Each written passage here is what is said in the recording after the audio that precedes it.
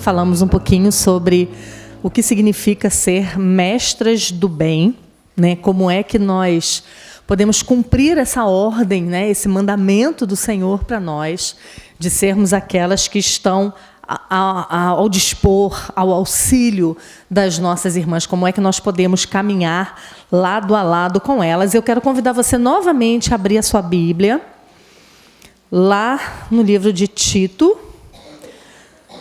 no capítulo 2, para nós lermos de novo, a partir do verso 3, as recomendações que são dadas. Quanto às mulheres idosas, semelhantemente, que sejam sérias em seu proceder, não caluniadoras, não escravizadas a muito vinho, sejam mestras do bem, a fim de instruírem as jovens recém-casadas a amarem ao marido e a seus filhos, a serem sensatas, honestas, boas donas de casa, bondosas, sujeitas ao marido, para que a palavra de Deus não seja difamada. Você percebe aqui que existe um quê de uma mãe ensinando a uma filha? Existe um quê de uma mãe ensinando a sua jovem menina a como lidar com as coisas da casa, a como ser respeitosa com o papai, a como ser uma mulher honesta, a como ser uma mulher decente. Por que é que nós precisamos entrar nesse meio aí? Por causa daquilo que nós falamos ontem. Muitas vezes nós estamos lidando com meninas que vieram de lares que não são lares cristãos. Então, elas não tiveram essa base. Então, está sobre os nossos ombros, né? Sobre os ombros das mulheres mais velhas, a obrigação de estender a mão a essas jovens. Ou, às vezes, elas vieram até de um lar cristão, mas não foi um lar que as preparou para isso. Lembra que eu falei que a minha geração é bem feminista? Muitas mães da minha geração não ensinaram as filhas a serem mulheres.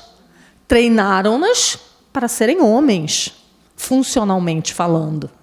Então, elas não têm algumas habilidades com a casa, com o cuidado das crianças, com o cuidado do lar, que elas precisariam ter. Viu, gente? Isso não é papo de antigamente, não. Foi Paulo que mandou as mais velhas ensinarem as mais novas a serem boas donas de casa.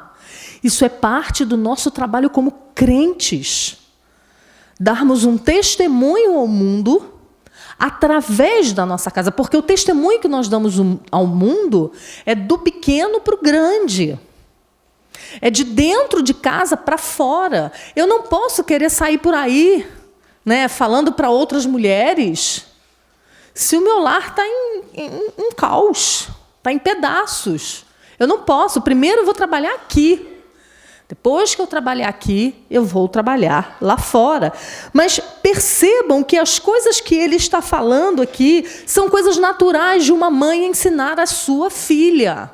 Então, vocês, mães, que têm filhas pequenas, que têm filhas entrando na adolescência, filhas meninas, ensinem as suas filhas a serem mulheres segundo a Bíblia. Não ensine suas filhas a serem mulheres segundo Simone de Beauvoir, nem segundo Beth Friedan. Ensine suas filhas a serem mulheres segundo a palavra. Parte de nós, a culpa é nossa. A culpa da igreja está como está, né? De muitas igrejas não saberem essas coisas, de muitas igrejas estarem perdidas, de muitas jovens mães estarem perdidas quanto ao culto doméstico, quanto à disciplina de filhos, quanto à maneira como ela deve ser submissa ao seu marido, o que é submissão, até que ponto é submissão bíblica, até que ponto é machismo, qual é a linha tênue que divide isso. A culpa delas não saberem tudo isso é nossa. Primeiro porque nós não fizemos isso em casa, nós não fizemos isso com as nossas filhas, e segundo porque nós continuamos não fazendo isso na igreja, com as moças que estão ao nosso alcance, né? Com as meninas com quem nós temos contato. Então, nós precisamos ter esse ensino do que é ser uma mulher bíblica, como uma missão de vida. É a missão de toda mulher mais velha. Abrir caminho para as mais novas. Mostrar como é que se caminha na vida familiar. É obrigação nossa. E aí nós vamos fazer isso principalmente ensinando com a nossa vida. Por isso, mulher mais velha, se o seu casamento não está bom, você precisa resolver. Não só porque o seu casamento precisa ser bom em obediência ao Senhor, mas porque o seu casamento é um testemunho. Gente, no mundo de hoje, o casamento, a família tradicional, né? Só existe essa, né? A família, né? Mas a família dita tradicional, ela é uma pregação do Evangelho onde ela chega. O simples fato de entrar um marido e uma esposa de mão dada num restaurante com 2, 3 crianças e sentarem para jantar e orarem juntas e comerem, conversarem, rirem entre si, é uma espada na cabeça das pessoas. Porque elas estão vendo o padrão de Deus estampado. E isso grita contra o pecado delas. Então, volto àquela frase. Às vezes, o seu casamento é a única pregação que o teu vizinho, que alguém vai ver, porque nunca botou o pé numa igreja, nunca vai ter oportunidade de conversar com um crente. Então, o teu casamento precisa ser bom. Se o seu casamento não é bom, corre atrás disso. Resolve esse problema, vai orar, vai ser uma crente melhor. Para de acusar teu marido e vai cuidar da sua vida cristã. E seja para ele aquilo que você gostaria que ele fosse para você. Porque 2 bicudos não se beijam. Mas se alguém retroceder, você tem muita chance que o outro retroceda também. Né? Então, para sermos essas mulheres mais velhas, essas mestras do bem, nós precisamos viver uma vida plena no nosso casamento. E não existe casamento que não tenha solução. Não existe. Porque o único problema do casamento... O casamento tem um único problema. Só um. Que tem 3 sílabas. Pecado. Só. Esse é o único problema do seu casamento. Pecado seu, pecado do seu marido. Pecado meu e pecado do meu marido. Só. Não tem gênio difícil, não tem marido preguiçoso, não tem nada que saia desse escopo. É sempre pecado. Então, quando nós somos casadas com um homem crente, nós somos crentes, nós temos tudo para que o nosso casamento vá bem. Só não vai se a gente não quiser. Né? E se a gente não estiver aos pés de Cristo, clamando misericórdia a Ele, clamando graça a Ele. Não tem motivo para um casamento não dar certo. Então, isso já vai ser exemplo para as mulheres mais novas. Então, ensinar com a nossa vida. Elizabeth Elliot, citada no livro As 7 Virtudes da Mulher, que eu falei ontem, né, de Caroline Mahoney, ela diz assim: seria muito difícil às mulheres mais jovens saber que pouca gente lhes dará ouvidos quando não souberem o que fazer com um marido desinteressado, ou com um peru de 5 quilos na pia para fazer, ou com uma ferinha de 2 anos de idade. É pouco provável que Paulo estivesse em mente, citando Tito 2, 3-5, aulas, seminários ou livros quando mencionou ensinar as mulheres mais jovens. Ele referia-se a algo mais simples, a exemplos do dia a dia, a disposição de deixar as suas próprias ocupações para orar com uma mãe ansiosa, para caminhar com ela pela via dolorosa, com toda a paciência, abnegação e amabilidade que isso exige, e mostrar-lhe, na mesmice de segunda a sábado, como ter um coração sereno. Essas lições seriam mais eficazes se dadas no momento em que você estiver embalando um bebê, costurando uma roupa, preparando o jantar ou limpando a geladeira. Por meio de exemplos assim, a mulher jovem, seja casada ou solteira, pode vislumbrar o ministério da misericórdia e da glória do caráter feminino. Que coisa linda! A gente não está falando de grandes coisas que nós devemos fazer em prol das jovens, não. Está falando de pequenas coisas. De ligar para ela para saber como é que ela está, porque ela estava com a carinha triste domingo, porque não conseguiu assistir culto, porque os meninos estavam fazendo pirraça. né? De ligar para ela para saber como é que está a criança que está doente, de ir lá fazer uma visita, perguntar se não quer que leve um bolo. Coisas simples que nós, mais velhas, podemos fazer para acudir essas meninas. Às vezes, elas precisam só saber que nós estamos orando por elas, que nós sabemos as dores delas. Não é engraçado quando você tem muitos anos de casada? Não é engraçado você olhar, é fácil você olhar para uma mulher mais jovem sem olhos de misericórdia. Porque quando você tem 30, 40, 50 anos de casada, você já passou por cada coisa. E a bichinha está reclamando só porque o marido entrou com uma bota suja de lama em casa. É muito fácil a gente não ter um olhar de misericórdia com ela e pensar, sua boba, você vai passar por coisa tão pior, endurece esse couro. Mas eu já tive a idade dela.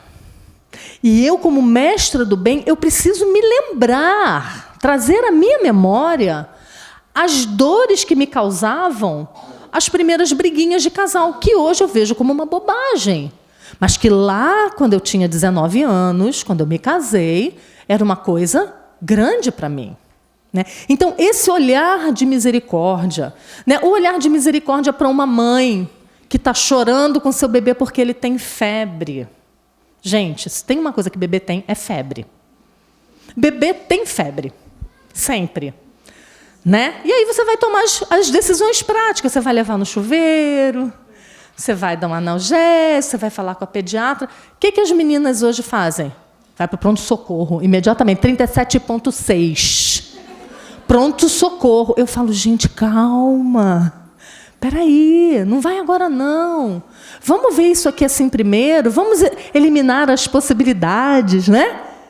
Então, essa palavra de calma é que elas precisam, porque muitas vezes elas não têm da própria mãe ou da sogra.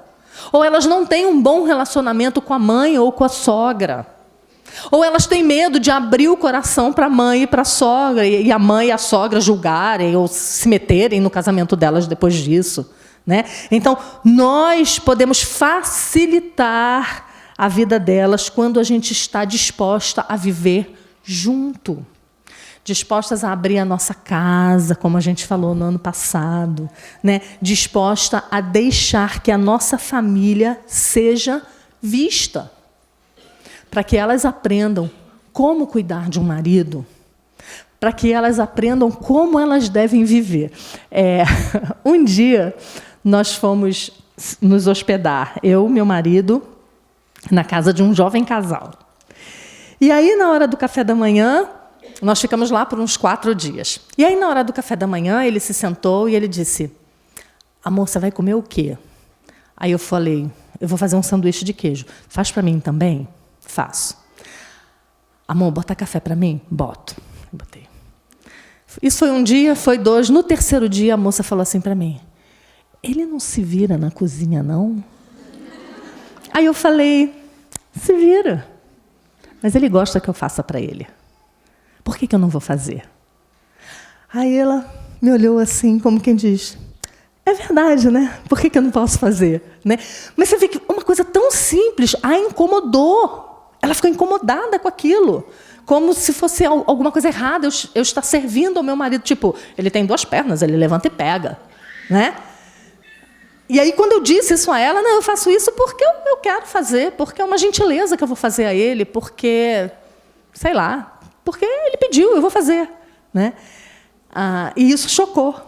Né? Então, essas coisas que a intimidade proporciona, né? Estar na casa de alguém, ou alguém estar na sua casa, ter as portas abertas, né? Proporciona elas verem algumas coisas que podem ajudar-lhes, né? Ajudar-lhes. Isso dá força ao discipulado. A vida dá veracidade ao discipulado. Então, quando a gente está acompanhando alguém, quando a gente está pregando para alguém o evangelho, né? Ou quando a gente está discipulando alguma jovem recém-chegada na igreja, algum casal chegado na igreja, Como isso é importante. Às vezes é mais importante do que sentar e fazer o estudo do livro que vocês estão fazendo. Porque o estudo formal, ela já está tendo de púlpito. O pastor está ali todo domingo, de manhã, de noite, está na escola dominical. Às vezes elas só não sabem traduzir isso em vida, em dia a dia. Isso é muito difícil. Para a gente é difícil. Não é difícil para a gente que é crente? Ouvir uma pregação, né, ouvir o pastor pregando domingo e transformar aquilo em atitudes durante a semana é difícil para nós. Você imagina para uma recém-chegada ao corpo de Cristo. É muito mais difícil. Então, a nossa interação vai ajudar profundamente nesse aspecto. E outra coisa que nós precisamos ensinar a elas e ajudá-las é um outro aspecto que eu tenho visto muito que nós, mulheres mais velhas, temos falhado. É na questão do respeito ao marido. Você vê que Paulo ordena a Tito lá, né, que ele fala que as mulheres mais velhas devem ensinar as mais novas a amarem seus maridos. Quando você vai para o texto de Efésios, capítulo 5, ali a partir do verso 22, que ele começa falando que as mulheres deveriam ser submissas aos seus maridos e que o marido devia amar a esposa, aí ele faz aquela relação com Cristo e a igreja, e no final, lá nos versos 30 e 31, ele fala, grande esse mistério, mas eu me refiro a Cristo e a igreja, mas o marido ame a sua mulher e a esposa respeite a seu marido. Né? Ele começa e termina do mesmo jeito e faz a analogia de Cristo e a igreja no meio. Né? Então, respeitar o marido é algo muito difícil nos nossos dias. Então, nós devemos ajudar as jovens a entenderem que elas precisam ser a coroa de seus maridos, como diz lá em Provérbios 12, verso 4. Abre aí comigo. Diz assim, a mulher virtuosa é a coroa de seu marido, mas a que procede vergonhosamente é como podridão nos seus ossos. Talvez a maior demonstração de amor que uma mulher pode dar a seu marido, além da submissão, é o respeito com o qual ela o trata. Às vezes a gente pensa que a submissão e o respeito ao marido é só em coisas grandes. Né? Se meu marido mudar de cidade, eu vou mudar com ele, porque eu sou submissa ao meu marido. Né? Se meu marido quiser vender a casa, eu vou vender também, porque... E a gente se esquece que a gente deixa de demonstrar respeito ao nosso marido em coisas bem pequenas e pontuais. Né? Se a gente tem essa dificuldade, você imagina uma jovem recém-casada que está ali com o seu namoradinho, né? Ele é o seu namoradinho. De repente, ele muda de status. Ele é o seu namoradinho, que eles riam, se divertiam, brincavam, dava tapinha no outro. Daqui a pouco, ele vira autoridade sobre ela, porque passou a ser marido dela. Às vezes, a gente não sabe lidar com isso. Né? E a gente vai precisar de ajuda, de um ajuste para isso. Né? A Nancy Wilson, ela tem um capítulo no livro Fruto de Suas Mãos que ela fala só sobre isso, só sobre a questão do respeito ao marido. Aconselho fortemente vocês a lerem esse livro, e especialmente esse capítulo. E tem um trecho que ela diz assim, elas querem que os maridos sejam cristãos obedientes, que exerçam liderança piedosa e amorosa, mas se recusam a ser esposas respeitosas. Então, a gente quer que eles sejam o que Cristo mandou, mas a gente não está sendo, na vida deles, aquilo que Cristo mandou. E o significado de respeito, no dicionário, vai nos ajudar a entender um pouco mais sobre o que isso significa. Respeito significa sentir ou demonstrar honra ou estima por, considerar ou tratar com deferência ou cortesia, mostrar consideração por.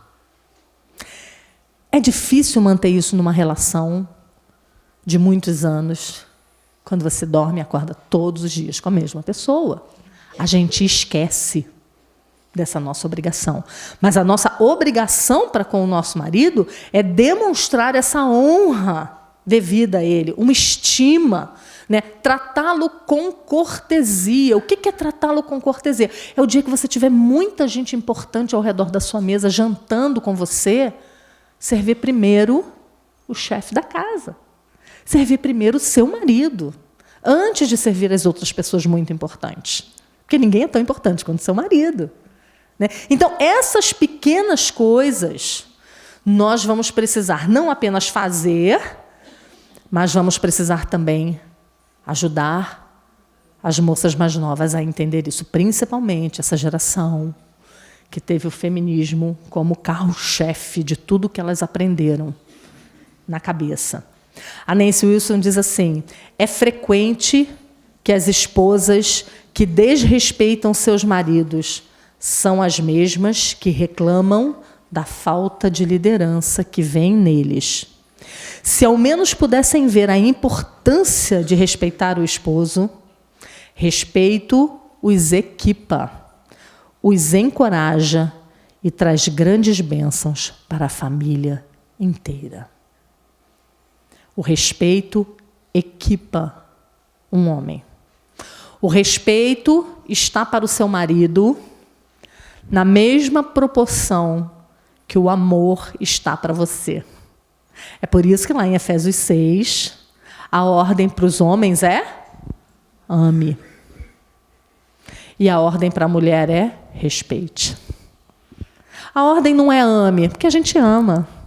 A gente ama, a gente faz coraçãozinho, a gente faz jantar romântico e briga com ele igual um menino depois do jantar. Não é isso que ele quer. Ele não quer o nosso romance, entendam. Eles querem respeito. Um homem se sente capacitado a liderar quando a mulher que ele ama considera a sua liderança. Né? E muitas vezes a gente tem falhado nisso como esposas. Né? A gente é aquela que só abre a boca para reclamar. Quando a decisão tomada não foi boa. Quando a decisão é acertada, a gente não fala nada, porque ele já sabe que ele acertou, né? Eu não vou encher a bola dele. Né? E a gente não fala nada. Em quantos casais eu tenho conversado que eles reclamam disso?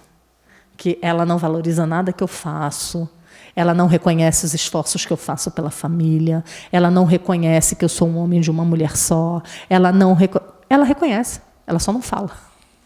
E ela só não demonstra isso com as suas atitudes. Então, nós precisamos colocar isso em prática. Nesse livro, a Nancy Wilson fala assim, escreva uma carta de respeito ao seu marido.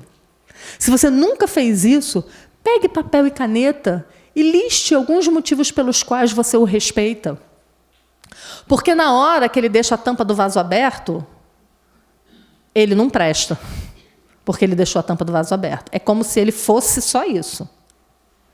Ou na hora que ele dá um furo sério, na hora que ele peca contra nós, ergue a voz alguma hora, a gente esquece de todas as outras qualidades que ele tem que merecem respeito da nossa parte. E muitas vezes a gente simplesmente apaga isso da nossa memória. Então, para que nós possamos instruir as mais jovens, nós mais velhas precisamos praticar isso. Não é fácil. Não é fácil. E não é fácil por causa deles, não. Não é fácil por minha causa. Não é fácil por causa do nosso pecado. Né?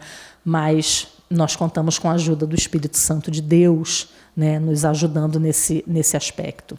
Nós também precisamos ajudar as mais jovens a amarem os seus filhos. Né? É outra ordem lá, que a mulher mais velha deve ensinar a mais nova a amar os seus filhos. Né? Juntamente com a maternidade, vem problemas reais. Eu sempre fico pensando quando eu vejo uma mãe de primeira viagem fazendo um ensaio fotográfico de gestante.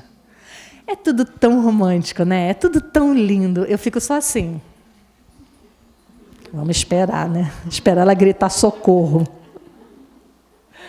Foi assim com as minhas noras, foi assim com a minha filha, né? Aquele sonho de ter um bebezinho, de levar o bebezinho para casa. No segundo dia, elas já estão, eu vou morrer. A minha filha falava para mim, eu vou morrer. Eu estou muito cansada, meu peito está doendo. O que é isso? Ninguém me disse isso.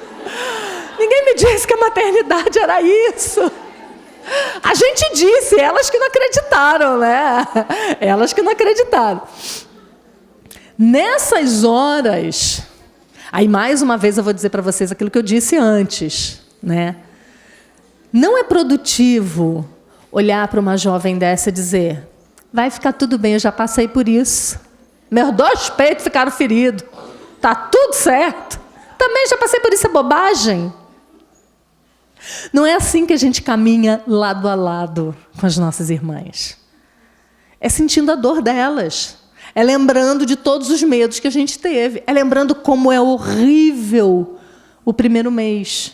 Não é assim?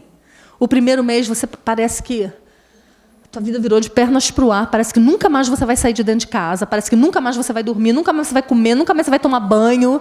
É desesperador. Tem muita solteira aqui, gente? Tadinha, as bichinhas vão querer ter filha nunca. Não é tão ruim assim, não, gente. Tem momentos bons. Mas tem momentos bons, principalmente quando a mãe está junto, né? Ou a sogra está junto para ajudar. Porque é muito desafiador. O nosso papel é estar junto. É dizer para elas, olha, é assim mesmo. Continua firme. Eu estou aqui, o que eu posso te ajudar? Eu vou orar por você. Né? E aí elas vão enfrentar problemas que são muito reais. Crianças doentes, fraldas que vazam, crianças difíceis, pirracentas, crianças que não comem direito, dente nascendo, um monte de consulta, vômito, pirraça de novo. Você já viu uma mãe de primeira viagem quando a criança vomita a primeira vez? Elas ficam assim, ó. Gente, é só limpar, é vômito. É só um líquidozinho que sai de dentro do corpo. A criança não está se desfazendo.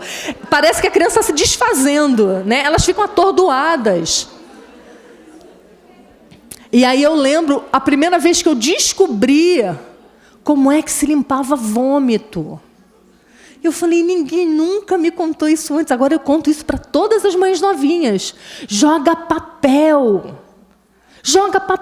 e tira a gosma. Depois passa o pano. Porque se você passar o pano na gosma, você vai ter que esfregar a gosma depois. Joga papel. Você entende como são coisas tão pequenas que as pobrezinhas não sabem como fazer. Aí mancha todos os bores, porque não sabem que a hora que o recém-nascido faz aquele cocôzinho que vaza, aquilo mancha, que tem que correr no sabão e tirar. Aí estão todos manchados, porque ninguém disse isso para elas. É nosso papel estar ali ao lado, ajudando nesses momentos. E aí, como é que eu vou ajudar? Não é só com dica prática.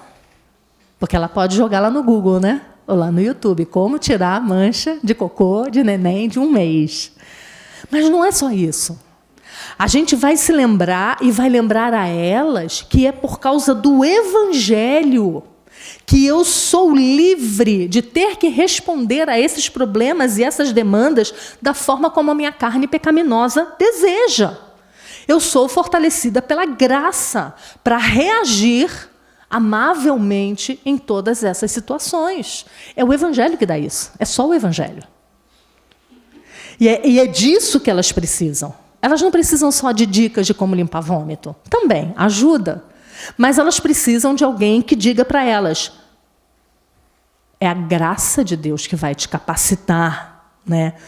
A Gloria Furman, no seu livro Sem Tempo para Deus, ela diz assim, quando vejo a maternidade não como um dom de Deus para me fazer santa, mas sim como uma função com tarefas que ficam no meu caminho me atrapalhando, eu estou deixando de ver um dos meios ordenados por Deus de crescimento espiritual em minha vida. Não apenas isso, mas estou deixando de desfrutar Deus. Nenhuma angústia de mãe pode se comparar com a miséria que vem de uma vida desprovida da presença consoladora, encorajadora, protetora, provedora e gratificante do nosso santo Deus. Nós vamos ter que ensinar para essas meninas que, enquanto elas estão enfrentando dores no casamento, problemas com os filhos pequenos, Deus está santificando-as. Né? Então, é só o Evangelho que dá essa perspectiva. Inclusive, se tem alguém aqui hoje que não conhece o Evangelho, né, que não conhece o Senhor Jesus, esse é um bom dia para fazer isso. Conhecer o Senhor Jesus e fazê-lo Senhor da sua vida. Porque é só o Evangelho que pode nos dar essa perspectiva correta do mundo, de tudo. Do casamento, da vida, da morte, da criação de filhos. É só o Evangelho que faz isso. Porque, senão, é ter filhos por ter filhos. Né? É casar só para ter alguém do lado e descasar daqui a pouco. É tudo um fim em si mesmo. E a gente sabe que a nossa vida não se resume a nós. A nossa vida, a primeira pergunta do breve catecismo, qual é o fim principal do homem? O fim principal do homem é glorificar a Deus e gozá-lo para sempre. É para isso que nós vivemos. O nosso casamento, a criação dos nossos filhos, a limpeza da nossa casa, o nosso trabalho na igreja. Nós vivemos para a glória de Deus. E nós só podemos fazer isso quando nós colocamos as coisas na perspectiva correta. Né? Quando nós vemos como Deus tem trabalhado na minha vida como mãe. E eu costumo dizer que a maternidade, o casamento também, mas a maternidade principalmente, pega a nossa cabeça aqui, nos cabelos e arrasta assim no asfalto. Ó. É ou não é? A maternidade arrasta a nossa cara no asfalto. Porque a maternidade mostra para a gente tudo aquilo que a gente devia ser e não é. A maternidade mostra para a gente a corrupção do ser humano ali, naquela coisa linda de 1 ano e meio de idade. A maternidade, ela faz a gente passar vergonha. Porque a gente fala, não grita, gritando. Porque a gente fala para ele não mentir, mas a gente mentiu semana passada. A gente fala para ele respeitar a mamãe, mas a gente não respeita o pai dele. Então, a maternidade faz com que a gente olhe diante do espelho e fala assim, eu sou uma farsa. Eu preciso me converter todos os dias. Eu preciso ser resgatada todas as manhãs. Eu preciso todos os dias me parecer, acordar e me parecer a semelhança do meu Cristo, todo dia. Porque tem uma criaturinha ali te olhando que não admite farsa, que não admite hipocrisia. Criança não tem jeito. Você fala uma coisa para ela hoje, você falou de frente amanhã, schlap. Ela vai lembrar na mesma hora. Na mesma hora. Então, todas essas coisas precisam ser ensinadas a elas. As mulheres mais velhas precisam ensinar as mais novas a buscar forças em Cristo. Ensine as mais novas que não adianta saber todas as técnicas e métodos últimos que saíram. Elas precisam de Cristo. Precisam depender dele, precisam ser gratas a Ele, precisam desenvolver o fruto do Espírito, mesmo em meio ao turbilhão da maternidade. Você sabe qual é a pergunta que eu mais recebo de mães? Como eu faço para não gritar com meu filho? Eu falo, não grita? Tão fácil. Você sabe que gritaria é pecado. Como é que você faz para não gritar? É só não gritar, uai, fecha a boca, né? Mas a ira no coração, porque as coisas não estão andando do jeito que eu quero, me fazem gritar. Como é que eu posso ajudar as minhas irmãs a ter o fruto do Espírito? Paz, bondade, benignidade, mansidão, domínio próprio, quando ela tem 5 crianças em volta dela. As pessoas me perguntavam, como é que você fazia com os seus 4? Eu não fazia, menina. Como é que você dava conta? Eu não dava. Eu sentava, tinha dia que literalmente, eu sentava no chão com eles para chorar. Quando começavam os 4 a chorar, porque o intervalo era muito pequeno, era de 1 ano e meio em 1 ano e meio, e meu marido sempre trabalhando muito, ele era militar na época, em incursões na mata. O que você faz com 4 crianças chorando? Morava longe da sogra, longe da mãe. Eu chorava, eu sentava e chorava, e ligava para minha mãe no fim de semana, porque era só final de semana que podia ligar, e eu falava, mãe, não está dando certo, nada do que você me falou está funcionando. Você tem uma carta na manga? Tem aquela dica de ouro que tu está guardando para me dar? Pois agora é a hora. Porque se eu não enlouqueci agora eu enlouqueço. Então, esse desespero, esse turbilhão que a maternidade mostrando para a gente os nossos pecados e os deles. E como é duro, a gente vê o pecado do nosso filho ser igualzinho ao nosso, Como é duro. Como isso é Deus tratando a gente, E no meio disso tudo, a Bíblia nos chama a ser santas, a não pecar, a mostrar misericórdia para os nossos filhos, a ser um espelho daquilo que Ele, como Pai, é. Justo, que não deixa de pesar a sua mão, mas sempre com misericórdia renovada. É aquele que corrige e abraça. Então, esse tipo de maternidade que a gente vai ensinar para as mulheres mais novas. E aí nós vamos entender que o ensino para essas mulheres mais novas não é apenas para facilitar a vida delas, é para que elas não naufraguem na fé em meio a tantos desafios. É que elas não se percam, É ajudá-las a viver para a glória de Deus, é ajudá-las a encaminhar os filhos, a contribuir com o reino de Deus nessa terra.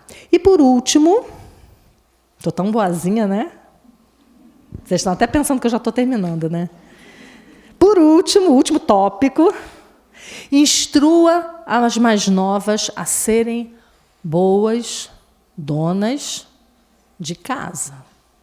Isso é uma ordem bíblica. Isso é uma ordem bíblica. Não é bonito, não é legal dizer que não sabe fritar nenhum ovo. Não é engraçado. Não é. Sabe por quê? Porque nós fomos chamadas para ser cuidadoras, geradoras, nutridoras de vida. E cuidar da casa é o mínimo que nós podemos fazer para que a família se sinta bem. Quem diz que você não precisa fazer isso, quem diz que você não precisa ser uma boa dona de casa, é Simone de Beauvoir. Ela dizia isso, que o trabalho doméstico não rendia nenhum fruto bom para a sociedade. Claro, ela devia ter quem lavasse o banheiro dela, querida? Porque senão em 2 dias ela ia ver o trabalho que de uma mãe que faz falta. 2 dias sem lavar banheiro, ela já ia perceber. Mas ela dizia que o trabalho de uma mulher no lar não rendia fruto nenhum para a sociedade. Ela chamava de trabalho parasítico. Diabólico isso, Quando a Bíblia manda as mulheres serem boas donas de casa. Nós precisamos promover no nosso lar um ambiente em que o Evangelho floresça. E a gente promove um ambiente onde o Evangelho floresça, numa casa minimamente arrumada, com uma comida gostosa em cima da mesa, com roupa minimamente lavada, minimamente passada. Ninguém está falando de perfeição, gente, porque não tem, tá?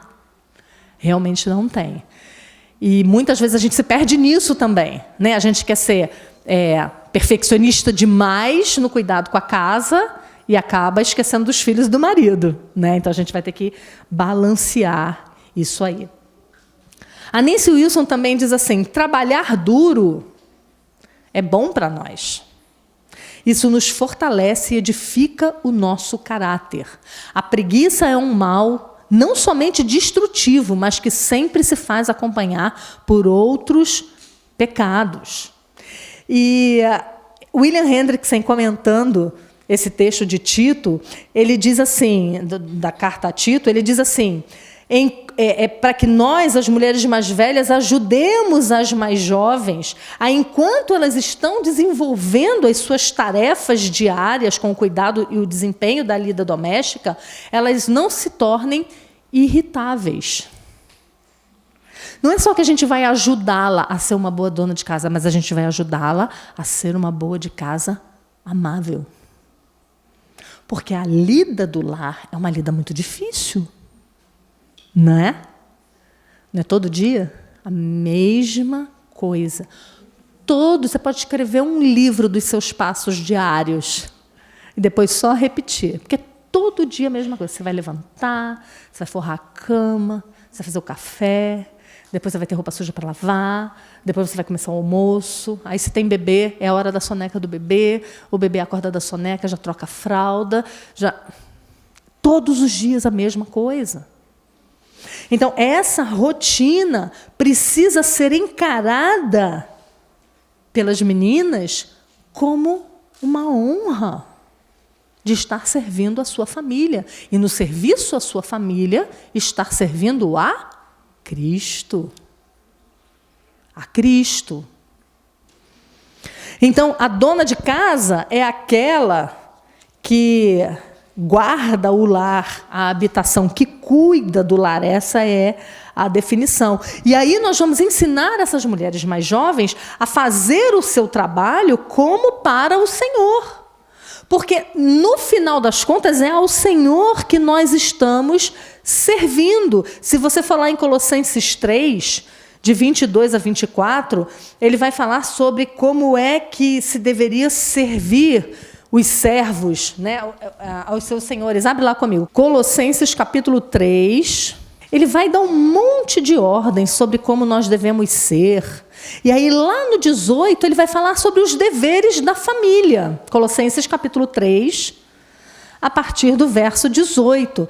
Aí ele vai dizer sobre como a esposa devia ser, ela vai dizer o texto vai dizer como o marido deveria ser, como os filhos deveriam honrar aos pais, como os pais não deveriam irritar os seus filhos, como os servos deveriam em tudo obedecer ao seu senhor. E aí, no final, o que ele diz? Tudo, verso 23, quanto fizerdes. Aí está falando para todas essas categorias de pessoas. Você é mãe? Você é pai? Você é esposa? Você é marido? Você é servo? Você é senhor? Você é filho? Em todas essas esferas, tudo quanto fizerdes, fazei-o de todo o coração, como para o Senhor e não para homens, cientes de que recebereis do Senhor a recompensa da herança. A Cristo, o Senhor, é que estais servindo. Então, quando nós somos esposas, que estamos servindo os nossos maridos, mesmo que eles não reconheçam, nós seremos reconhecidas no último dia por aquele que dá a cada um segundo as suas obras.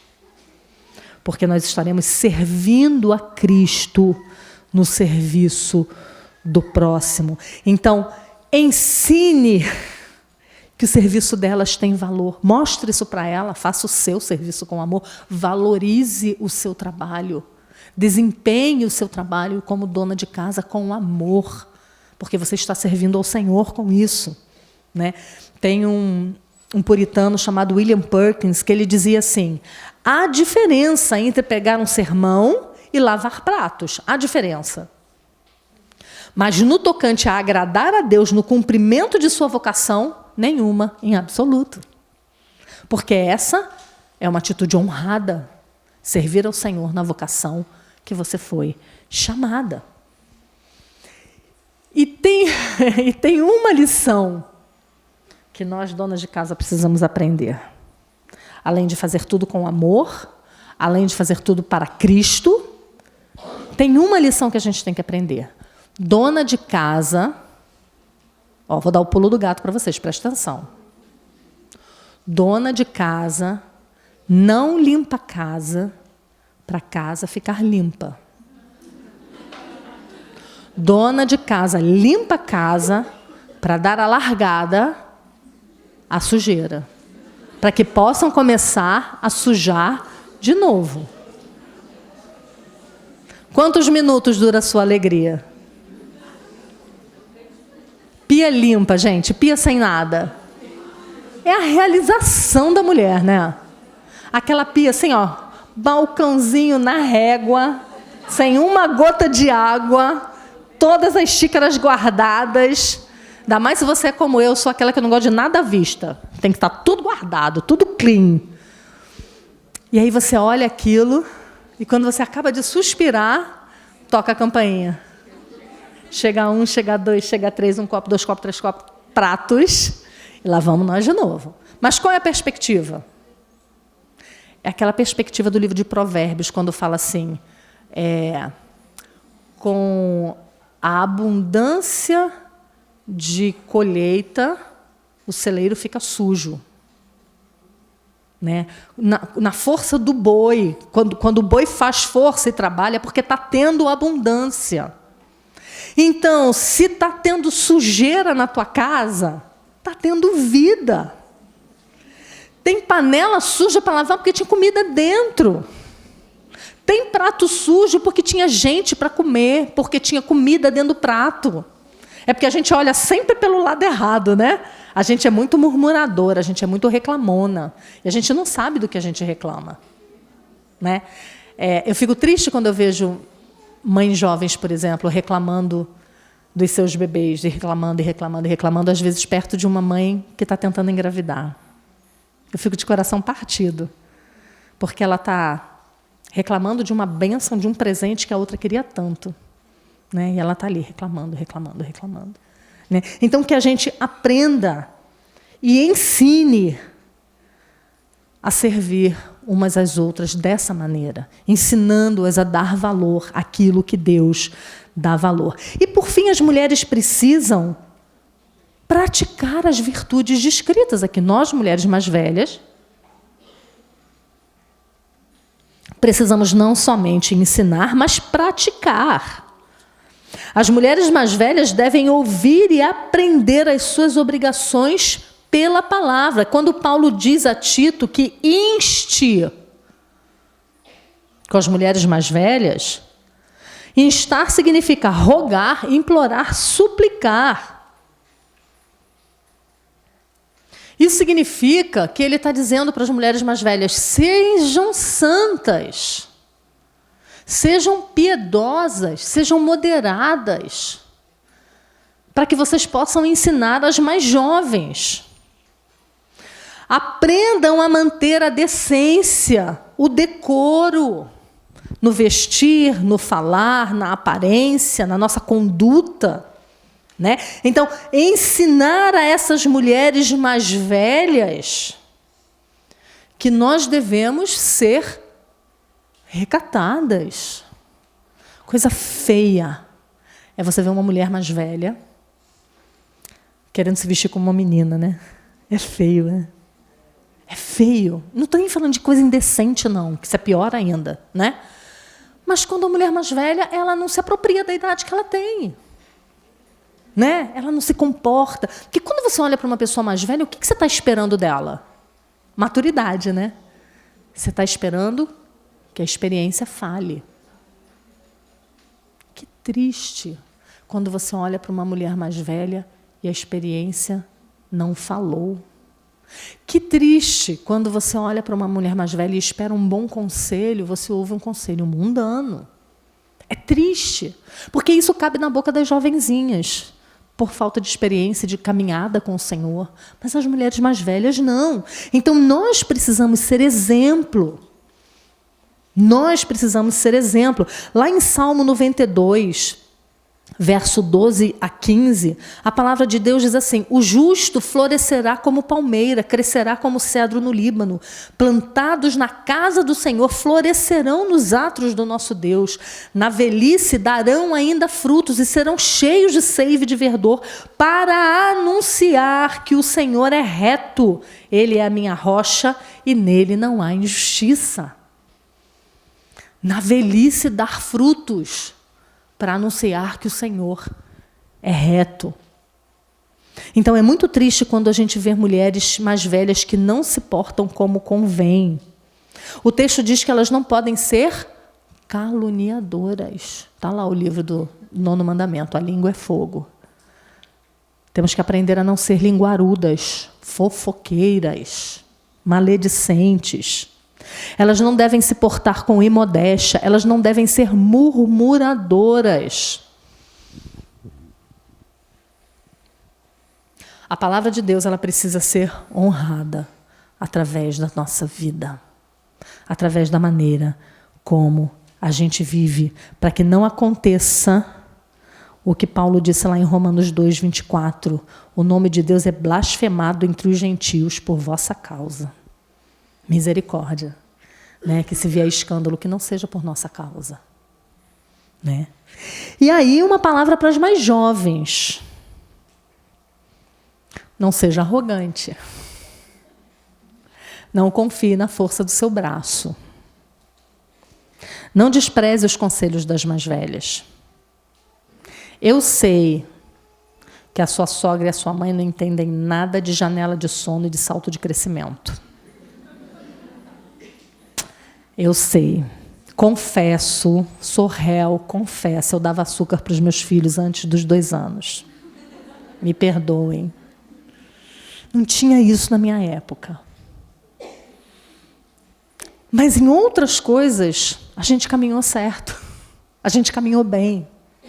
Então não achem, mulheres mais novas, que porque vocês têm acesso à internet, que vocês têm um monte de novidadezinhas que antes a gente não tinha, que hoje você sabe ler o cérebro da criança, rarará, né? Tem um monte de paranauê aí que a gente não sabe.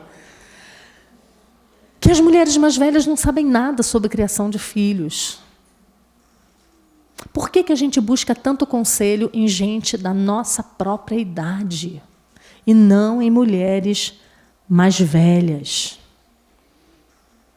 Precisamos fazer isso. Eu vou terminar novamente falando da Susan Hunt, quando ela diz assim: pelo que tenho visto, eu li esse trecho no comecinho ontem e eu vou ler de novo porque ela vai terminar. Pelo que tenho visto, há muitos pais confusos sobre seu papel porque nunca foram bem cuidados, ou pior ainda, foram cuidados destrutivamente. Muitos vêm de lares desfeitos. Muitos fazem parte da primeira geração de cristãos da família. Foram criados por mães de uma geração de mulheres que acreditaram na mentira feminista de que ser mãe não realiza a pessoa e nem é importante. E aí ela cita uma dessas jovens falando. E ela diz assim: sinto-me tão inadequada como mãe. Minha própria mãe foi uma alcoólatra concentrada em si. Ela satisfez muitas de minhas necessidades físicas de ter o que comer e vestir, mas nunca recebi carinho e direção. Ela não me ensinou, é lógico, a viver como uma mulher piedosa. Meu pai era um excelente provedor, mas pouco ficava em casa. Eu me esforcei tanto para agradar aos dois, sempre esperando alcançar o amor deles, que nunca chegou.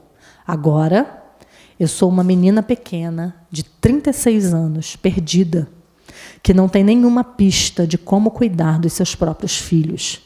É como tentar montar um quebra-cabeça enorme sem a figura na tampa da caixa para me orientar em como se faz.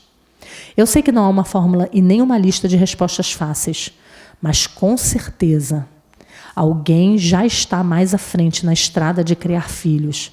Poderia pelo menos gritar umas instruções ou jogar um mapa. Essa é a nossa função, mulheres mais velhas. Joguem o mapa. Grita umas instruções. Aponta umas bandeiras. Dá conselho. A palavra de Deus diz que na multidão de conselheiros se acha sabedoria. Então, que a gente possa se aconselhar mutuamente. As mais novas buscando ajuda nas mais velhas. As mais velhas sendo exemplo para as mais novas. Nos envolvendo umas nas vidas das outras. Quem gosta de viver cada um no seu cantinho é o povo do mundo, que não conhece a Deus.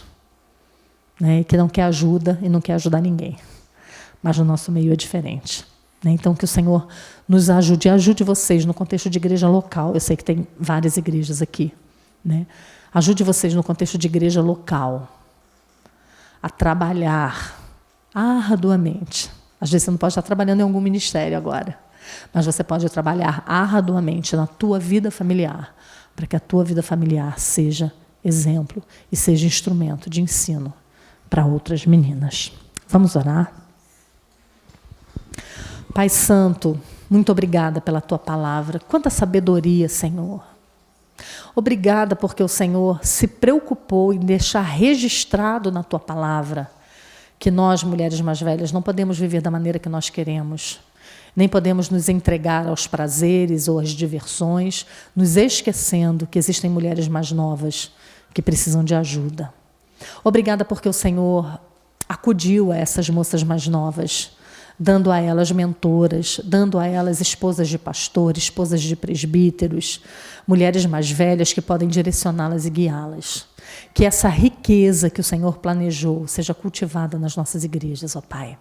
Que esse ambiente rico de troca de experiência e de ensino a respeito da Tua palavra seja uma realidade na igreja de cada uma das minhas irmãs aqui representadas, ó Pai.